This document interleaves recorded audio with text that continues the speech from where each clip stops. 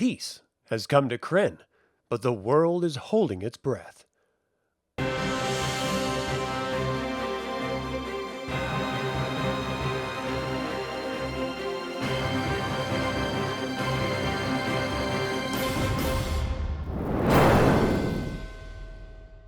Welcome to another DragonLance Saga episode. My name is Adam, and today we're taking a look at one of the alternative timelines found along the River of Time, the Age of Dragons.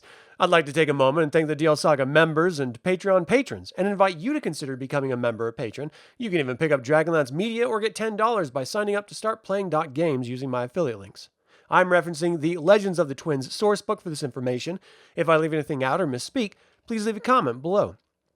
The Age of Dragons exists as one of many alternative timelines branching out from Krynn's true history along what is known as the River of Time. This river represents the flow of history itself, carrying events forward while also allowing for tributaries, alternate paths created when key moments unfold differently. Each tributary forms a complete and self-contained version of Krynn. To those who live within these worlds, their timeline is not an alternate possibility, but the only reality they have ever known. In the case of the Age of Dragons, the point of divergence centers on a single individual, Tasslehoff Burrfoot. In 371 AC, Tasslehoff activates the device of time journeying and travels into the future with Fizban's permission. In the true timeline, Tasslehoff eventually returns, and his actions help shape the events of the future. In this alternate history, however, Tasslehoff never returns from the future. That absence alters the course of events in ways that are not immediately obvious, but which ultimately reshape the fate of Krynn. Despite the divergence, Krynn still experiences two defining conflicts within a relatively short span of time: the War of the Lance and the Chaos War. These wars leave deep scars across Anslon, devastating nations, displacing populations, and exhausting entire generations. However, while the War of the Lance largely mirrors the events of the true timeline, the conclusion of the Chaos War unfolds very differently. When chaos threatens to destroy all of creation, the gods respond in an unexpected way. Rather than acting at cross purposes, the gods unite, including long-standing enemies. Most notably, Takhisis chooses to fight alongside the other gods, even standing with Paladine in opposition to chaos. Gods and mortals alike take part in the struggle, and through this combined effort, chaos is defeated and driven back into the beyond.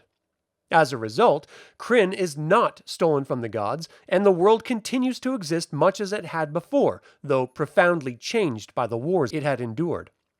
In the aftermath, the people of Anslon are left to reckon with the consequences of nearly continuous conflict. With so many lives lost and so much destruction endured, there is a widespread desire to prevent another global war. From this desire emerges a new political structure known as the United Realms, an organization designed to settle disputes through diplomacy rather than open warfare. The United Realms bring together several of the major powers of Anslon, though participation is not universal. Its stated goal is stability, but its existence also reflects how fragile this stability truly is. Among the most prominent members are Solamnia and Sanction, which emerge as rival powers. While both are part of the United Realms, their relationship is tense, and neither fully trusts the other. Each maintains its own military strength, and both remain alert for signs of aggression, even as they publicly support diplomatic solutions. Ergoth takes on a different role, positioning itself as a neutral power. Over time, it draws a number of smaller human nations into its sphere of influence, expanding its political reach without direct conquest.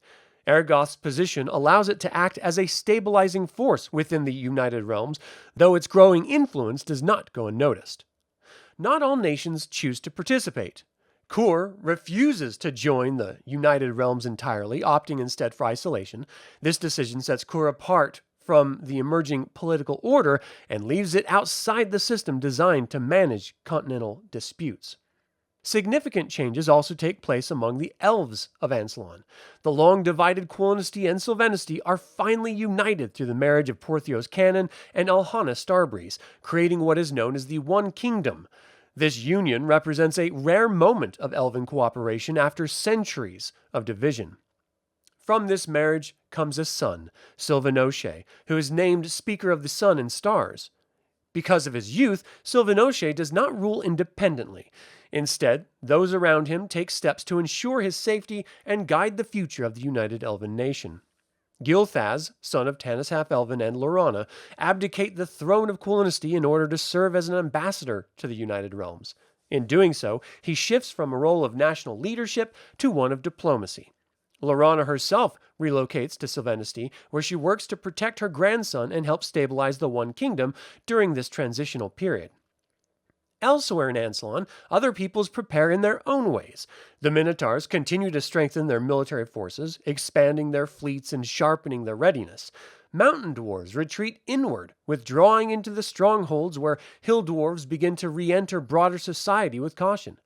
The Kender remain scattered across the continent, largely unchanged in their habits and outlook. Religion takes on an increased importance during this era. The gods actively recruit clerics, increasing their influence throughout Krynn. Divine power is once again clearly present in the world, and faith becomes a significant factor in political and social life.